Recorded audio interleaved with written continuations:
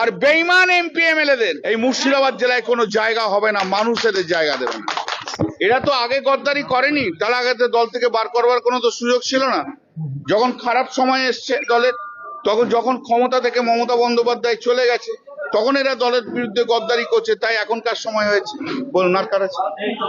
মুর্শিদাবাদ জেলার তৃণমূল কংগ্রেস, যারা অরিজিনাল তৃণমূল কংগ্রেস কর্মী, আজ তারা এখানে এসেছে, তারা প্রমাণ করে দিয়েছে তারা মমতা বন্দ্যোপাধ্যায়ের সৈনিক। আর বেঈমান এমপি এমএলএদের এই মুর্শিদাবাদ জেলায় কোনো জায়গা হবে না, মানুষ এদের জায়গা দেবে না। বললাম না 21শে জুলাই আপনারা এখনো পারমিশন পাননি, কিন্তু কংগ্রেস দাবি করছে যে তৃণমূলের এটা প্রোগ্রামিং হওয়া উচিত নয়। সেটা ঠিক আছে, আগে তো কখনো বলেনি, আজকে হঠাৎ বলছে কেন? জাতীয় নিরাপত্তা, বিমানবন্দরের নিরাপত্তা অগ্রাধিকার পাবে, এর বাইরে মুখ্যমন্ত্রী কোনো কথা বলবে না। উনি খুব নরম নরম কথা বলেছেন, এইটাই সরকার। অন্য সরকার হলে ধমকাতো, যেমন রেজিনগরের লোকটা ধমকাতো, এখন আর ধমকায় না। যদি আগের সরকার থাকতো ধমকাতো যে আমাদের ভোটে সরকার করেছি। এখন নরম নরম কথা বলছেন। জাতীয় সুরক্ষা এবং বিমানবন্দরের নিরাপত্তা আগে দেখতে হবে। এই বিমানবন্দরের লোকেশন খুব গুরুত্বপূর্ণ নিরাপত্তার ক্ষেত্রে। চীন, বাংলাদেশ সব কাছে, এটা আন্তর্জাতিক বিমানবন্দর। এইখানে এইভাবে খুলে রাখা যায় না।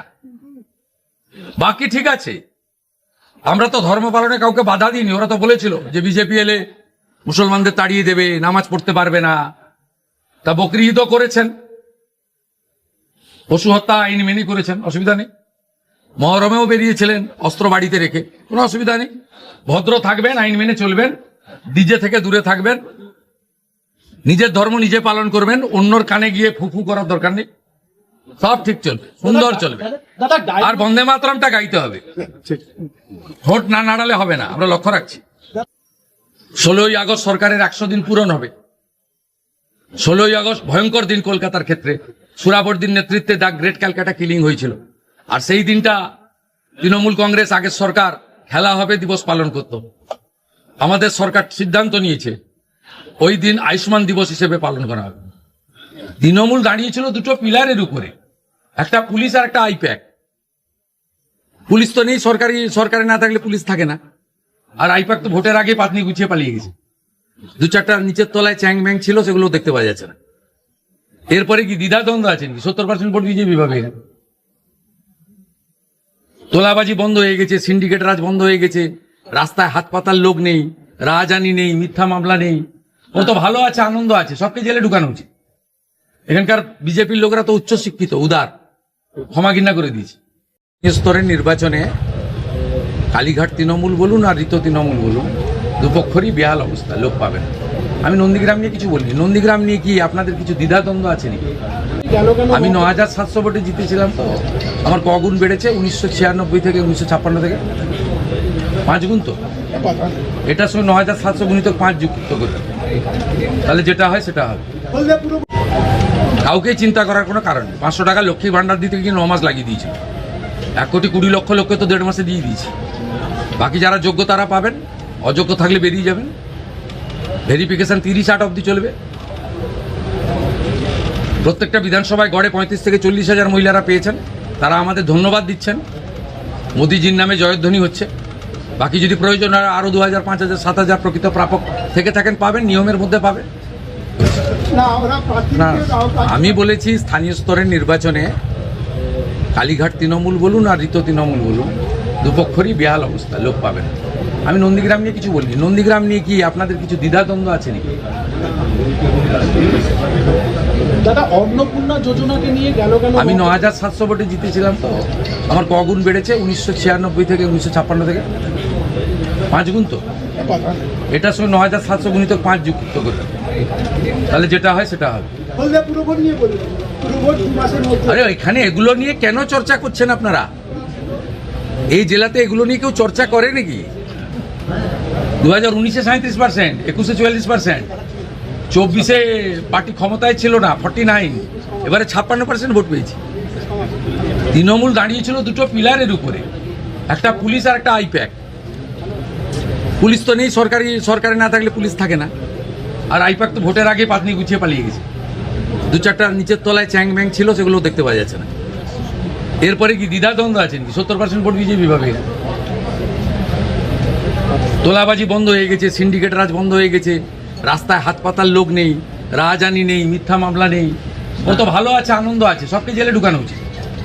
এখানকার বিজেপির লোকেরা তো উচ্চ শিক্ষিত, উদার, ক্ষমা ঘৃণা করে দিয়েছে। তো এখানে এখানে সব ভেবে লাভ নেই। গোটা রাজ্যও ভালো হবে, এখানে তো আরো আগে থাকবে। অন্নপূর্ণা প্রাপকদের নিয়োগের ক্ষেত্রে অন্নপূর্ণা প্রাপকদের প্রকৃত যারা প্রাপক অন্নপূর্ণাতে কোনো ভিতরে কি বলেছে আপনাকে বলুন। কাউকে চিন্তা করার কোনো কারণ নেই। 500 টাকা লক্ষ্মী ভান্ডার দিতে গিয়ে 9 মাস লাগিয়ে দিয়েছিল। 1,20,00,000 লোককে তো 1.5 মাসে দিয়ে দিয়েছে। বাকি যারা যোগ্য তারা পাবেন, অযোগ্য থাকলে বেরিয়ে যাবেন। ভেরিফিকেশন 30-8 অবধি চলবে। প্রত্যেকটা বিধানসভায় গড়ে 35 থেকে 40 হাজার মহিলারা পেয়েছেন, তারা আমাদের ধন্যবাদ দিচ্ছেন। মোদিজির নামে জয়ধ্বনি হচ্ছে। বাকি যদি প্রয়োজন হয় আরও 2,000, 5,000, 7,000 প্রকৃত প্রাপক থেকে থাকেন, পাবেন। নিয়মের মধ্যে পাবেন, নিয়মের মধ্যে পাবেন। সরকারি অর্থনৈতিক স্কিমের প্রত্যেকটা জিনিসের নিয়ম থাকে। আপনার যদি জল জমি না থাকলে আপনি পিএম কিষাণ পাবেন না।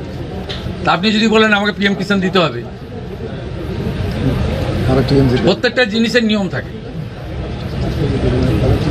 বিশ্বকর্মা যোজনা পেতে গেলে হাতের কাজ জানতে হয়। প্রত্যেকটা স্কিমের একটা নিয়ম রয়েছে। আয়ুষ্মান ভারত 70 বছর পেরিয়ে গেলে সবাই পাবেন। বাকিরা যারা এলিজেবল পাবেন, প্রায় 70% লোক কভার হয়ে যাচ্ছে। বাকি যে 30% কভার হচ্ছে না, তাদের জন্য মুখ্যমন্ত্রী স্বাস্থ্য বীমা চালু হবে, একই সঙ্গে চালু হবে। 16ই আগস্ট সরকারের 100 দিন পূরণ হবে।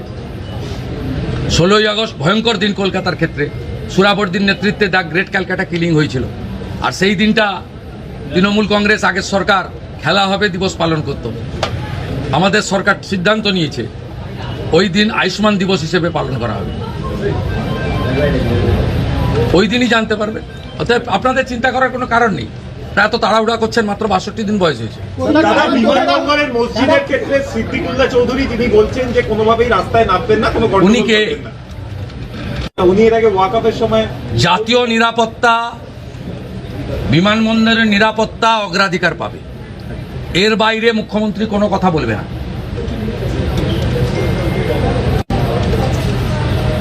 উনি খুব নরম নরম কথা বলেছেন। এইটাই সরকার। অন্য সরকার হলে ধমকাতো, যেমন রেজিনগরের লোকটা ধমকাতো, এখন আর ধমকায় না। এই যে আগের সরকার থাকতো ধমকাতো যে আমাদের ভোটে সরকার করেছি। এখন নরম নরম কথা বলছেন। জাতীয় সুরক্ষা এবং বিমানবন্দরের নিরাপত্তা আগে দেখতে হবে। এই বিমানবন্দরের লোকেশন খুব গুরুত্বপূর্ণ নিরাপত্তার ক্ষেত্রে। চীন, বাংলাদেশ সব কাছে। এটা আন্তর্জাতিক বিমানবন্দর। এইখানে এইভাবে খুলে রাখা যায় না। বাকি ঠিক আছে, আমরা তো ধর্ম পালনে কাউকে বাধা দিইনি। ওরা তো বলেছিল যে বিজেপি এলে মুসলমানদের তাড়িয়ে দেবে, নামাজ পড়তে পারবে না। তা বকরি ঈদও করেছেন, পশু হত্যা আইন মেনে করেছেন, অসুবিধা নেই।